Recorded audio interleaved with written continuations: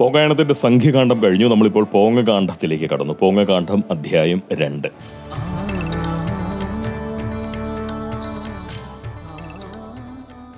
നമ്മുടെ ഈ വൈക്കം മുഹമ്മദ് ബഷീറിന് വരാനിരിക്കുന്ന കാലത്തെ കാലേ കൂട്ടി കാണാനുള്ള കഴിവുണ്ടായിരുന്നു എന്ന് പറയുന്ന ബോധ്യം ഈ പോങ്ങന് സമ്മാനിച്ചത് ശ്രീ മുഹമ്മദ് റിയാസാണ്. കാരണം എട്ടുകാലി മമ്മൂഞ്ഞ് എന്ന് പറയുന്ന കഥാപാത്ര സൃഷ്ടി നടത്താൻ വൈക്കം മുഹമ്മദ് ബഷീർ മാതൃകയാക്കിയത് ശ്രീ മുഹമ്മദ് റിയാസിനെയാണോ എന്ന് പറയുന്ന സംശയം ജനിപ്പിക്കുന്ന വിധമാണല്ലോ അദ്ദേഹം ഉയർത്തുന്ന ഓരോ അവകാശവാദങ്ങളും, അല്ലേ? സ്വന്തം കല്യാണം കഴിപ്പു ശേഷിയെ വളരെ ഫലപ്രദമായി വിനിയോഗിക്കാൻ സാധിച്ചാൽ കഴിവും കാര്യശേഷിയുമുള്ളവർ മാത്രം എത്തിപ്പെടേണ്ടതായിട്ടുള്ള പദവികൾ വരെ അലങ്കരിക്കാൻ കഴിവ് കെട്ടവർക്കും കാര്യപ്രാപ്തി ഇല്ലാത്തവർക്കും സാധിക്കുമെന്ന് പറയുന്ന സത്യം ആ സമൂഹത്തിന് കാണിച്ചു കൊടുത്തിട്ടുള്ള മഹാത്മാവാണ് ശ്രീ മുഹമ്മദ് റിയാസ്. ആ സമൂഹം എന്ന് പറഞ്ഞു കഴിഞ്ഞാൽ തീർച്ചയായിട്ടും അല്പം പിന്നാക്കം നിൽക്കുന്ന, കഴിവുപരമായി പിന്നാക്കം നിൽക്കുന്ന ഒരു സമൂഹം. അങ്ങനെയുള്ളവർക്ക് പോലും സ്വന്തം കല്യാണ ശേഷിയെ വളരെ ഫലപ്രദമായി വിനിയോഗിക്കാൻ സാധിക്കുകയാണെന്നുണ്ടെങ്കിൽ ഏതറ്റം വരെയും വളരാൻ പറ്റും. അതാണ് പോകാൻ ഉദ്ദേശിച്ചത്. അതായത് നമ്മുടെ മുഖ്യമന്ത്രിയായിട്ടുള്ള ശ്രീ പിണറായി വിജയന്റെ ഇപ്പോഴത്തെ മരുമകനും അതുപോലെ സംസ്ഥാനത്തിന്റെ പൊതുമരാമത്ത് മന്ത്രിയുമായിട്ടുള്ള അതേ മുഹമ്മദ് റിയാസ്, അദ്ദേഹത്തെക്കുറിച്ചാണ് പോകാൻ പറഞ്ഞത്. നമ്മുടെ ഈ നാട്ടിൽ നല്ലതെന്ത് നടന്നാലും അതിന്റെ പിതൃത്വം ഏറ്റെടുക്കാൻ മുഹമ്മദ് റിയാസ് മടി കാണിക്കുന്നതായി പോകന് തോന്നിയിട്ടില്ല. നിങ്ങൾക്കാർക്കെങ്കിലും അങ്ങനെ ഒരു അഭിപ്രായം ഉണ്ടോ? ഒരു മടിയും അദ്ദേഹം കാണിച്ചതായി എനിക്ക് തോന്നിയിട്ടില്ല.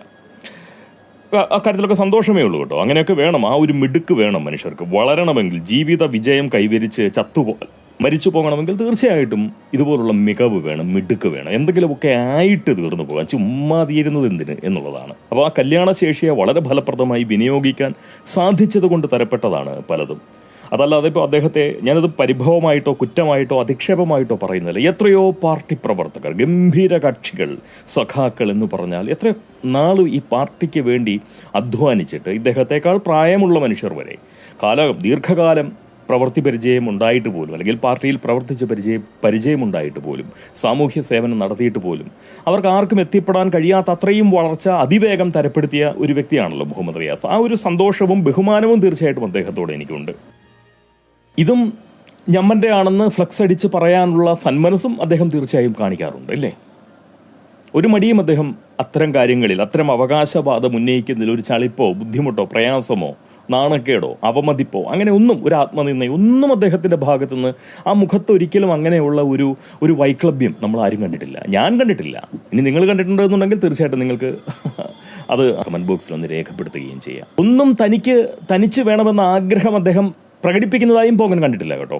അങ്ങനെയുമുണ്ട്. കാരണം അവകാശവാദം ഉയർത്തി സ്വന്തമാക്കുന്ന സകല നേട്ടങ്ങളുടെയും ഒരു പങ്ക് നൽകുന്നത് പോലെ, അങ്ങനെയാണ് എനിക്ക് തോന്നുന്നത്, ഒരു പങ്ക് അങ്ങോട്ട് നൽകുന്നത് പോലെ ആ ഫ്ലെക്സിൽ ഉമ്മായി ഉപ്പയായിട്ടുള്ള മുഖ്യമന്ത്രിയുടെ ചിരിക്കുന്ന തലയും അദ്ദേഹം പുരട്ടി വെക്കാറുണ്ട്.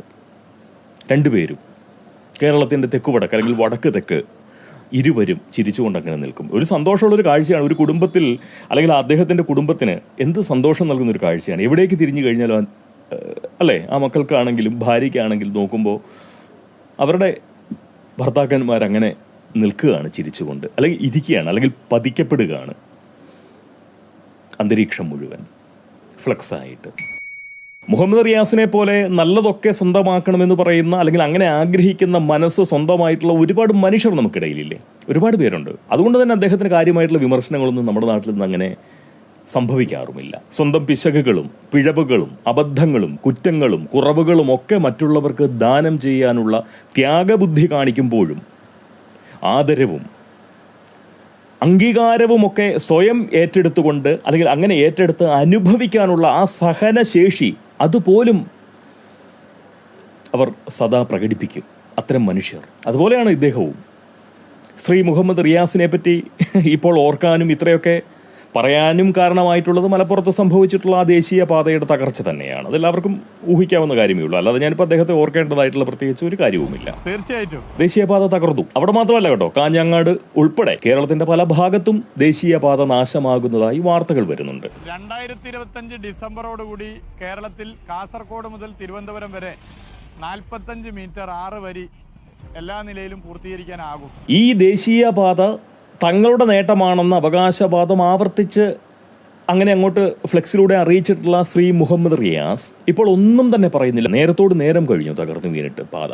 ഒന്നും പറഞ്ഞു കേൾക്കുന്നില്ല. ഒരുതരം പരിപാവനമായിട്ടുള്ള പാകതയോടുകൂടി മുഹമ്മദ് മന്ത്രി അങ്ങനെ അങ്ങോട്ട് മൗനം പാലിക്കുകയാണ്. പരിപാവനമായിട്ടുള്ള പാകതയോടുകൂടി തീർത്തും മൗനം.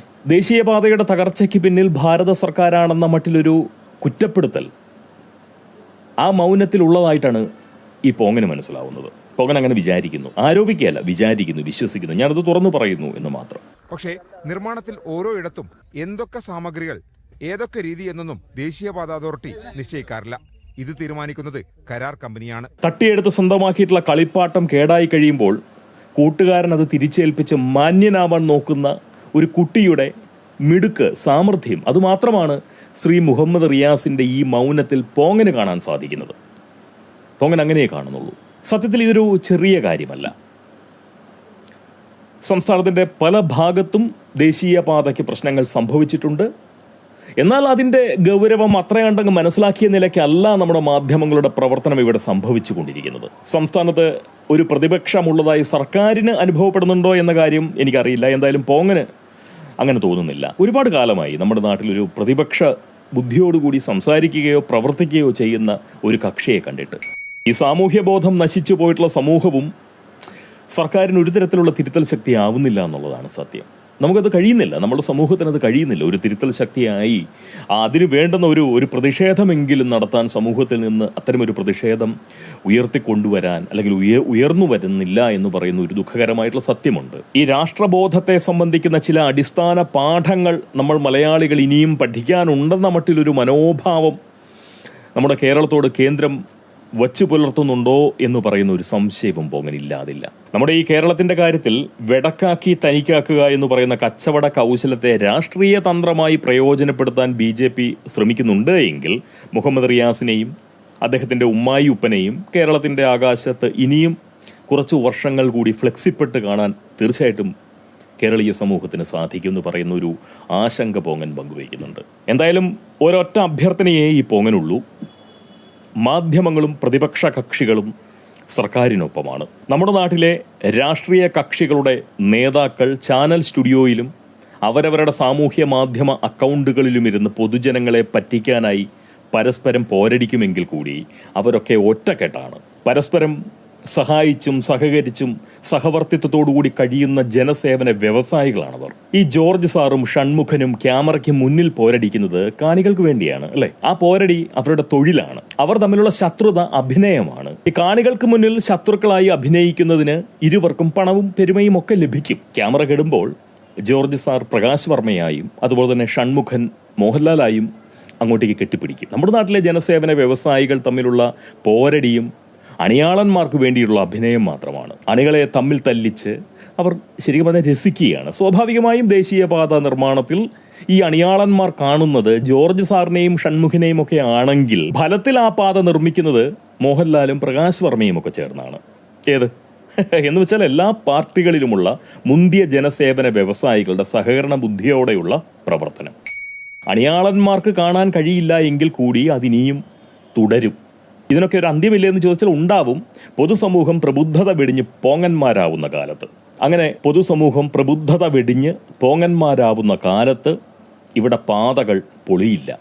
ജോർജ് സാറിനെ പ്രകാശ് വർമ്മയായും അതുപോലെ തന്നെ ഷൺമുഖത്തെ മോഹൻലാലായും മനസ്സിലാക്കിക്കൊണ്ട് അവരുടെ കലാപ്രകടനത്തെ ആസ്വദിക്കുന്ന മാനസികാവസ്ഥയിലേക്ക് മലയാളികൾ മാറുന്ന കാലത്ത് നമ്മുടെ പാലങ്ങൾ തകരുകയുമില്ല. ഏതെങ്കിലും ഒരു രാഷ്ട്രീയ കക്ഷിയുടെ അണിയാളനോ ഏതെങ്കിലും ഒരു നേതാവിന്റെ അടിമക്കണ്ണനായിട്ടുള്ള ആരാധകനോ ആവാതെ രാഷ്ട്രബോധവും സാമൂഹ്യ ബുദ്ധിയുമുള്ള പൗരരാകാൻ പൊതുസമൂഹത്തിന് സാധിച്ചാൽ തീർച്ചയായും നമ്മുടെ പൊതുപ്രവർത്തകർ അവരുടെ സേവന ത്വര അതങ്ങോട്ട് വിനിയോഗിച്ചു തുടങ്ങും സമൂഹത്തിലേക്ക്. അല്ലെ രക്ഷയില്ല. ഈ രാജാവിൽ നിന്നും മന്ത്രിയിലേക്ക് നാടിന്റെ ഭരണം മാറിയത് കൊണ്ട് മാത്രം പ്രജകൾ പൗരന്മാരാവില്ല, നമുക്ക് സ്വാതന്ത്ര്യവും ലഭിക്കില്ല. അടുത്ത 5 കൊല്ലത്തേക്ക് നമ്മുടെ നാട് ആര് കൊള്ളയടിക്കണം എന്ന് തീരുമാനിക്കാനുള്ള അവകാശമാണ് വോട്ടവകാശം എന്ന് മനസ്സിലാക്കുന്ന പ്രജകൾക്ക് ഒരിക്കലും പൗരരാവാൻ സാധിക്കുകയുമില്ല. അടുത്ത 5 കൊല്ലം നമ്മളെ ആര് കക്കണം, നമ്മളെ ആര് ഭരിക്കണം, അതിനു വേണ്ടിയിട്ടല്ല തിരഞ്ഞെടുക്കേണ്ടത് ഒന്നിനെയും ഒരുത്തനെയും. ഭരിക്കാനല്ല സേവിക്കാനാണ് സർക്കാരുകളെ നമ്മൾ തിരഞ്ഞെടുക്കേണ്ടതെന്ന് നമുക്ക് എന്ന് ചിന്തിക്കാൻ സാധിക്കുമോ അന്ന് ജനസേവന വ്യവസായികൾക്ക് പകരം ജനസേവകർ യഥാർത്ഥ ജനസേവകർ നമ്മുടെ നിയമസഭകളിലെത്തും. അഭിമാനവും ആത്മജ്ഞാനവും സാമൂഹ്യ ബുദ്ധിയും പൗരബോധവുമൊക്കെ ഉള്ള ആളുകൾ ഭൂരിപക്ഷമാകുന്ന ഒരു സമൂഹത്തിൽ മാത്രമേ നന്മയും സദ്ബുദ്ധിയുമുള്ള മനുഷ്യരുടെ സേവനം ഈ സമൂഹത്തിന് ലഭിക്കുകയുള്ളൂ. അതുവരെ ഫ്ലക്സപ്പന്മാർ ഈ നാട് ഭരിക്കും. പാലങ്ങളും പാതകളും സമയാസമയം തകരും. നമ്മൾ പ്രബുദ്ധരായി തുടരും. സ്വാഭാവികമായും പറ്റുന്ന കാലം ചാവുന്ന കാലം വരെ പോങ്ങനും ഇങ്ങനെ.